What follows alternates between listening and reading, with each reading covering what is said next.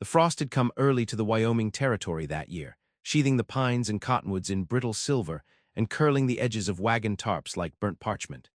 Each morning the ground cracked underfoot like a broken heart, and the sun, when it did show, only lit the cold instead of warming it. Elijah Beck rode west into that bleakness with a girl slumped against his saddle, her breath thin as prayer and fever chasing it like wolves at her heels. Mara was her name, 8 years old and strong of spirit, until the sickness took root in her lungs. What began as a cough had deepened, drawing hollows beneath her eyes and painting her skin the hue of old paper. Elijah, who had once been a rancher, and before that a soldier, and before that nothing much at all, had scoured 3 counties for a doctor who didn't speak more of mercy than cure. In a trading post south of Laramie, he heard talk of a healer woman who lived near Dead Horse Ridge, tucked away where even the snow seemed hesitant to tread. She was said to be a widow, solitary as a grave, but skilled in roots and poultices and whatever else God left behind for those without money or means. Some said she was touched, in the way mountain folk said such things, not cruelly, just wary. Others whispered she once belonged to a Sioux man and wore grief like others wore shawls. Elijah didn't much care for stories. He needed her hands, steady and knowing. He needed them yesterday. They reached the rise above her homestead by dusk. The light was failing, turning gold to iron, and the girl whimpered once as he dismounted. The cabin below stood small and stern among frostbitten aspen, smoke curling from the chimney like a beckoning finger.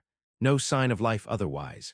Just the wind, restless in the trees, and his own heart drumming like hooves in his chest. He lifted Mara gently, careful not to jostle her too much, and carried her down the slope. Each step felt steeped in judgment, as though the land itself was uncertain whether he deserved what he sought.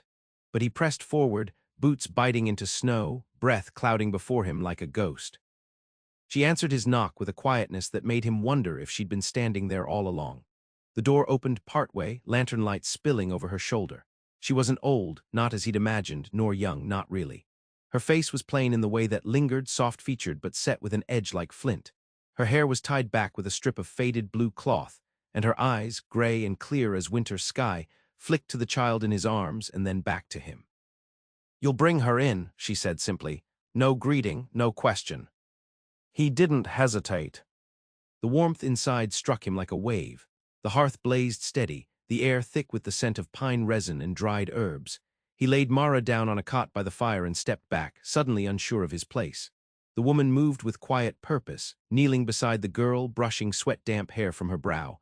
Her fingers were calloused but gentle, and Mara didn't flinch.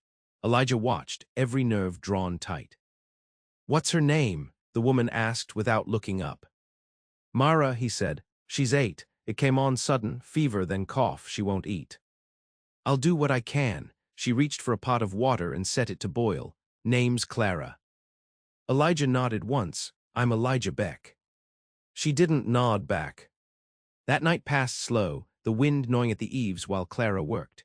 She brewed teas from curled leaves and bark, spooning them into Mara's mouth with firm patience. She pressed poultices to her chest, murmured words that sounded like scripture or spell. Elijah watched from the corner, one hand always at his belt, where a worn revolver rested, not out of mistrust, just habit. Clara moved like someone used to silence, to being alone. But there was a steadiness to her, a rootedness, as if whatever had broken her once had done so clean. No jagged edges. Just a line drawn firm in the earth, beyond which she did not speak of her past, and before which he did not ask. When dawn came, gray and slow, Mara's breathing eased. "She's not out of the woods," Clara said, her voice low as if not to disturb the fire. "But she's better than she was." Elijah didn't know how to thank her, so he didn't try. Instead, he asked if he could stay a while, just until the girl was stronger. Clara looked at him then, really looked, and something passed between them, not trust, not yet, but the recognition of another soul hollowed out by loss. "You chop wood," she said, "and bring in water, that's your price." He nodded. Outside, the land slept under frost and hush. Inside, the fire burned, and for the first time in weeks, Elijah felt the ache in his chest loosen. Not hope, not yet, but something like it. By the end of the week, Mara could sit up on her own. Her voice was still a whisper and her cheeks hollow, but the fever had loosed its grip, and color edged back into her lips like sunlight through cloud. She spent her hours by the hearth, wrapped in an old quilt, watching the flames with a solemnity that didn't suit her age. Clara checked on her often, never fussing, just quiet reassurances and the occasional touch on the forehead, fingers light and sure. Elijah kept to the work Clara gave him, chopping wood until his arms trembled, hauling water from the spring house, mending the lean-to out back where a storm had torn shingles loose. The labor steadied him, gave his hands something to do while his mind gnawed at everything unspoken. He hadn't expected to stay more than a night, hadn't expected the girl to make it, if he was honest. Hope was a dangerous thing to carry in the wilderness.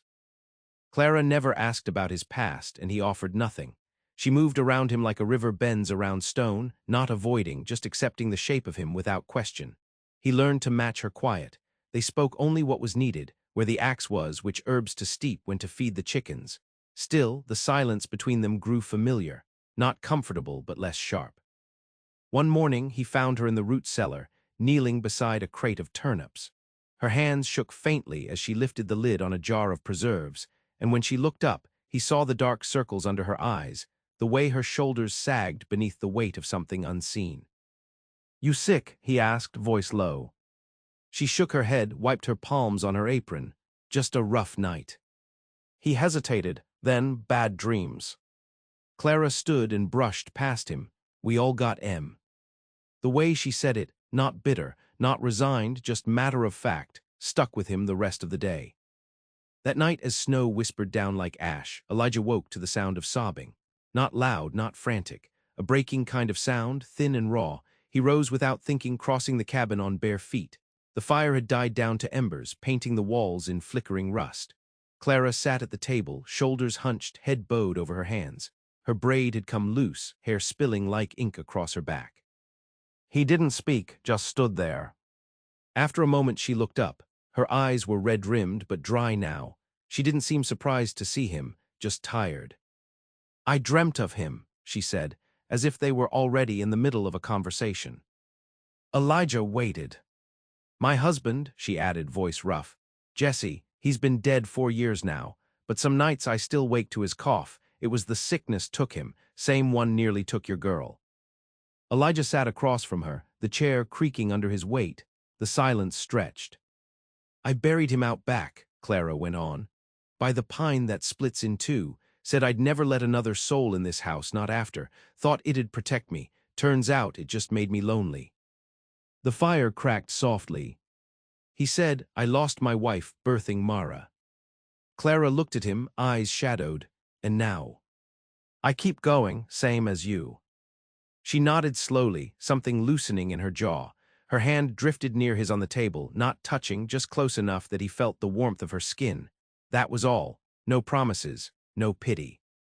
Just two people, bruised and breathing, sitting in the hush of a sleeping cabin, while the storm pressed its face against the glass. In the weeks that followed, Mara began to laugh again. First a choked, uncertain giggle at one of the hens chasing its own shadow.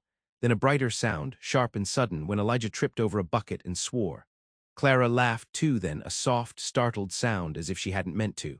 Elijah looked at her and saw her not as a healer, not as a widow, but simply a woman, worn and real. Spring began to threaten the edges of the land. The snow melted in spits and starts, turning paths to mud and waking the scent of damp pine and thawing earth. The days stretched longer, slower, filled with the rhythm of tasks done side by side. Elijah carved a new latch for the barn door. Clara stitched a dress from an old bolt of gingham for Mara, who twirled in it like she didn't remember how close she'd come to dying. But not all things thaw with the snow. One morning, a rider came down the ridge, tall in the saddle, wrapped in a duster the color of old blood. He didn't knock, just reined in and waited. Elijah stepped out onto the porch, jaw tight. "Looking for Elijah Beck," the rider said. "You found him." The man spat. "You owe Georgian Kane, ain't forgot that."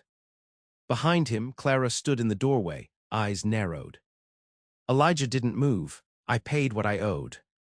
The rider's grin was all teeth, not all of it. He turned and rode off without another word. That night Elijah didn't sleep, neither did Clara. Some debts follow you like wolves. And some ghosts don't stay buried.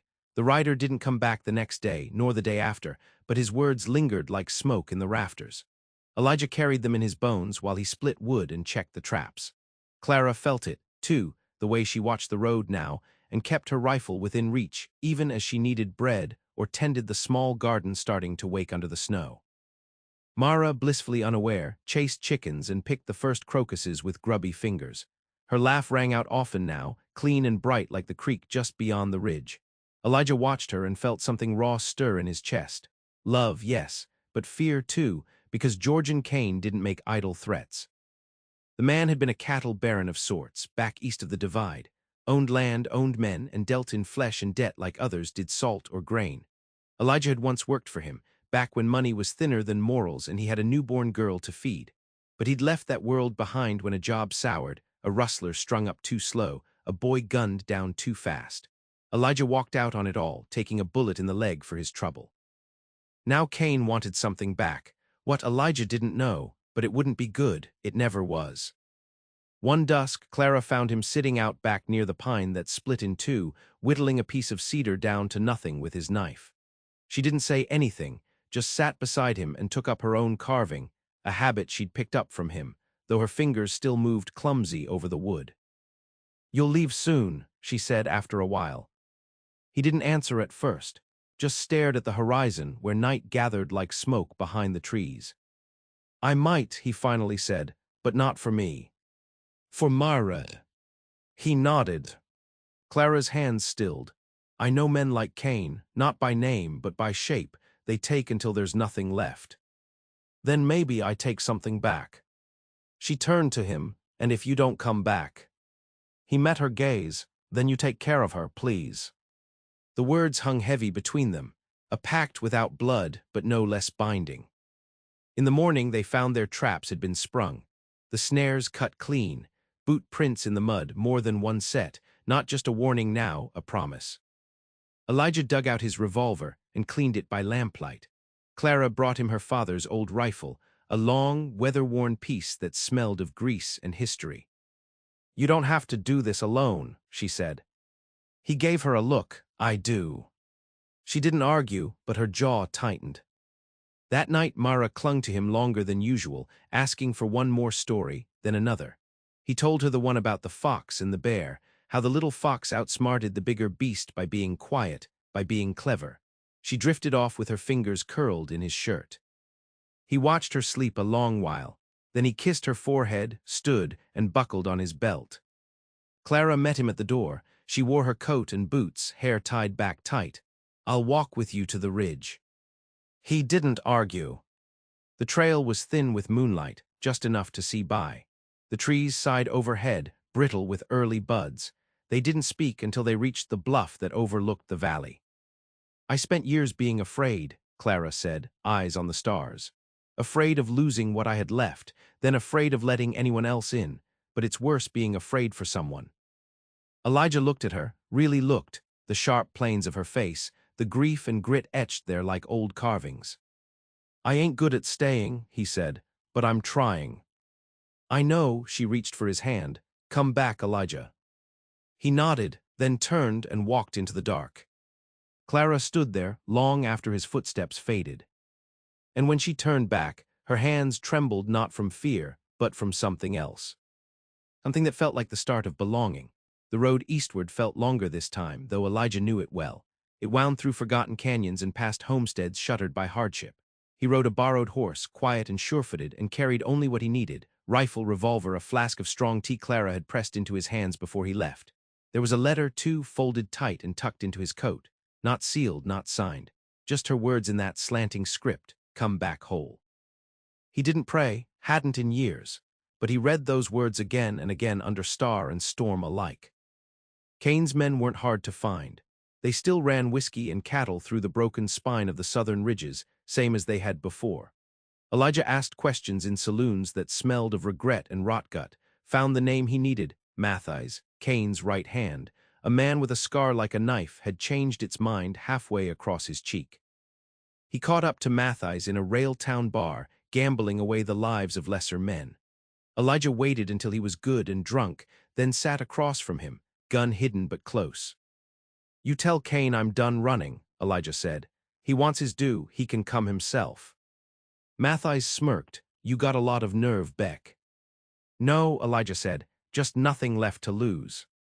That got Matthijs laughing, hard and wheezing, but his eyes didn't match the sound. "Fine," he said finally, slapping the table. "He's at the old mining camp near Devil's Draw. Be ashamed to see you die again." Elijah didn't respond, just stood, nodded once, and walked out.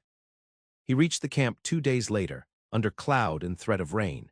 It sat crumbling among rusting carts and yawning shafts, a place meant for digging things up and leaving scars. Cain waited by the fire, clean-shaven and mean-eyed, surrounded by men with guns and debts of their own. "Elijah Beck," he drawled, like the name tasted sour. "Never thought I'd see you crawl back." "I ain't crawling," Elijah said. "I'm here to settle what needs settling." Cain stood. He was older now, heavier in the jaw and slower in the draw, but still cruel at the core. "You broke contract, stole from me, and killed one of my best men." "He was beating a child," Elijah said, "and the only thing I stole was my soul back."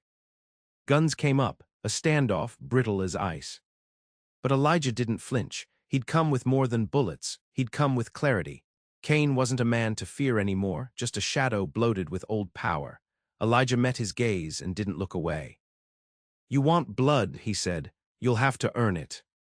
Cain laughed, then lunged. The fight wasn't elegant. It was fast, brutal, and ended in gunfire. When the smoke cleared, Cain lay bleeding in the dirt, eyes full of disbelief. His men scattered like dry leaves, loyalty no match for self-preservation. Elijah knelt by the fire, breathing ragged, hand pressed to a crease in his side, where blood blossomed slow and deep.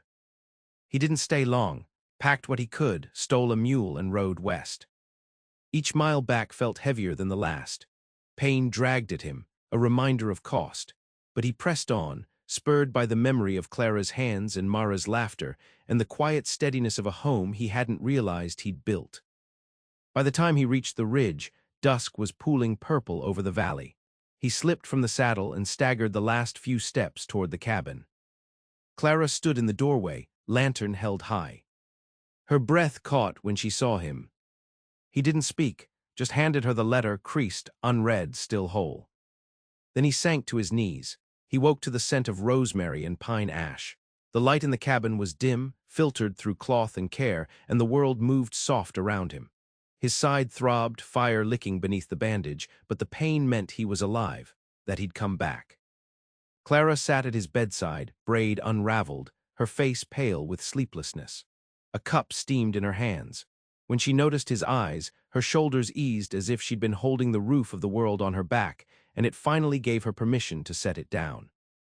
"You're a fool," she said, but her voice was shaking. He tried to smile, "Been told." She leaned forward, rested her forehead against the edge of the cot. "You nearly didn't make it." "But I did."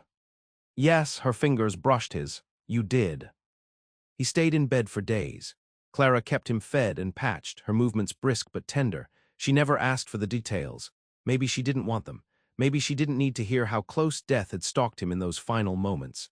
How the mule died not long after they crossed the ridge, and how he dragged himself the last stretch, driven by the image of her face in the doorway, waiting. Mara crept in often, quieter than usual, slipping her small hand into his and whispering stories into the hush. Things about chickens who wore bonnets and rivers that talked if you listened close. Elijah clung to those stories like lifelines. Spring thickened, buds turned to blossom, grass pushed through frost, and the days stretched long and golden. Elijah found his strength returning, slow but sure. He walked the perimeter of the land each morning, testing his limits. Clara walked with him sometimes. Other times they sat on the porch in silence, a silence that no longer itched but wrapped around them like a blanket. One morning he brought her a gift, a carved sparrow, whittled from the cedar she kept by the hearth. It was rough, uneven in places, but its wings spread wide. Clara held it as if it might fly from her hands. "I wanted to give you something that stayed," he said. She looked at him then, really looked, and what passed between them needed no naming. Clara kissed him first, not sudden, not fevered, just a quiet claim like lighting a lantern at dusk. He kissed her back, a man who had spent years buried in silence and now found warmth at the root of another. They didn't talk about love, not aloud. It settled into the floorboards and the shared bread and the way their hands found each other in passing. In the way Elijah watched the way she tended the herbs and how she touched the soil like she was asking permission to plant again. In the way Clara paused each morning to braid Mara's hair, her hands steady, her voice soft with some new kind of promise. One evening, long after the trees had gone green and the creek ran fat with meltwater, they walked to the split pine. Elijah knelt and laid a stone beside Jesse's, not a marker of death, but one of presence. Clara stood with her hand in his, no words needed. "I still miss him," she said. "I know," Elijah answered. And that was enough. Time moved on, the cabin filled with more laughter than silence, more doing than dreading. Elijah planted beans in the back field and taught Mara to ride. Clara taught him how to listen to the wind for weather and which berries wouldn't kill him if he was hungry. They were no longer healing, they were living. And some nights, when the fire was low and the stars watched from their high perch, Clara would whisper into his chest, "I thought I was done being saved." And Elijah, voice hoarse with reverence, would answer, "So did I." But neither had been. They had just been waiting.